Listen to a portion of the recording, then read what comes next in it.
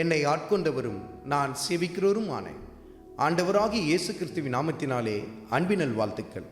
கிறிஸ்து இயேசுவுக்குள் மிகவும் பிரியமான அன்பு சகோதர சகோதரிகளே, இஸ்ரவேல் ஜனங்கள் தங்களுக்கு அப்பத்தை சேகரிக்கும்படிக்கு விடியற்காலையில் அவர்கள் ஒவ்வொரு நாளும் தங்கள் கூடாரத்தை விட்டு வெளியே வந்து அந்த வனாந்தரத்தில் இந்த 40 வருடங்களும் தங்களுக்கான அப்பத்தை அவர்கள் சேகரித்தார்கள் என்பதை குறித்து நாம் வேதத்தில் பார்க்க முடியும். வசனத்தை குறித்து கொண்டு தியானித்து பாருங்கள். யாத்ராகமத்தின் புத்தகத்தில் 16வது அதிகாரத்தில் 21வது வசனத்தில் இதை குறித்து கர்த்தருடைய ஆவியானவர் எழுதி வைத்திருக்கிறார். வானத்தின் அப்பமாகிய மன்னாவை சேகரிக்கும்படிக்கு விடியற்காலத்திலேயே அவர்கள் புறப்பட்டு போவார்கள். ஏன் விடியற்காலத்திலே புறப்பட்டு போவார்கள்? ஏனென்றால் அதே வசனத்தில் கர்த்தருடைய ஆவியானவர் எழுதி வைத்திருக்கிறார், வெயில் ஏற ஏற அந்த மன்னாவானது உருகி போய்விடும் என்று சொல்லி எழுதப்பட்டிருக்கிறது. கர்த்தருடைய ஆவியானவர் அன்றைக்கு அவர்கள் புசித்த மன்னாவை நமக்கு எதோடு கூட ஒப்பிட்டு காட்டுகிறார்?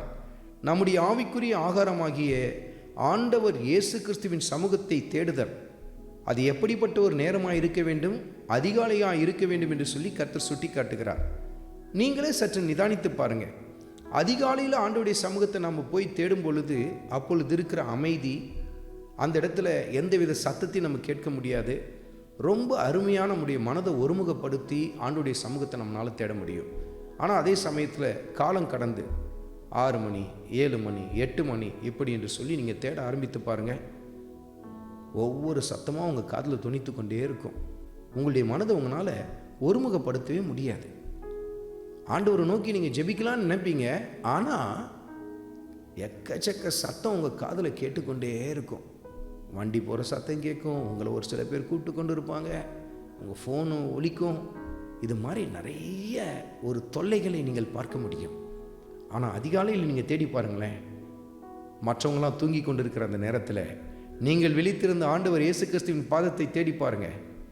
கர்த்தருடைய கிருபை உங்கள் வாழ்க்கையில் பெருகுகிறதை நீங்கள் பார்க்க முடியும். அது மாத்திரமல்ல, உங்கள் தனிப்பட்ட நேரத்தை நீங்கள் கர்த்தரோடு கூட செலவழிக்க ஆரம்பிக்கிறீர்கள். அது உங்களை எவ்வளவாய் புதுப்பிக்க ஆரம்பிக்கும், உங்களுக்குள்ளாய் எவ்வளவு ஆச்சரியமான மாற்றங்களை கொண்டு வர ஆரம்பிக்கும் பாருங்கள். அருமையான மகனே, அருமையான மகளே, இன்றைக்கு ஒரு தீர்மானத்தை எடு.